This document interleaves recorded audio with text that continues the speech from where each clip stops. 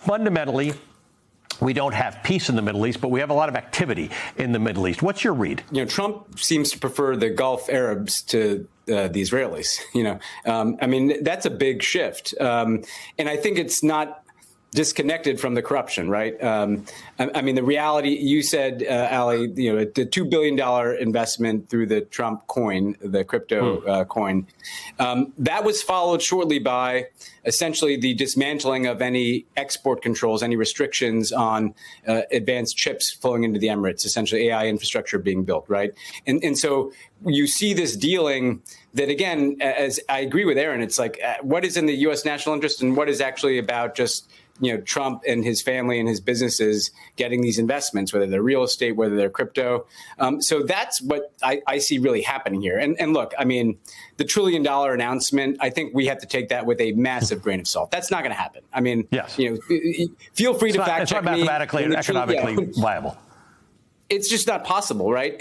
And so on the Gulf side, I think you see this kind of massive corruption and this desire to essentially be with the leaders he prefers, which are these kind of rich, totalitarian or autocratic leaders in the Gulf. I think, again, in Israel, I think the important thing here is, look, I similarly give him credit for finally applying some leverage on Netanyahu to get to this ceasefire. But let's be clear, hundreds of Palestinians have been killed in Gaza since the ceasefire. We've not seen Hamas demilitarized. There's not really any clear movement towards this next phase where there's supposed to be some stabilization force and some reconstruction.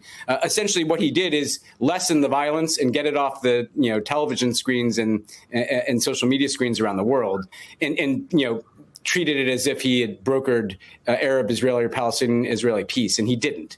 So I think we still see all the fault lines, right? There's the potential for a resumption of conflict with Iran. There's no diplomatic deal in place around their nuclear program. There's a potential constantly of the resumption of violence in Gaza or the West Bank, which has become more violent. There's a potential for an Israeli move to annex the West Bank. And then there are all these deals happening with the Gulf Arabs. I mean, so there's a lot going on, as you said, but it's not exactly transforming into like a peace and stability in the region in our time.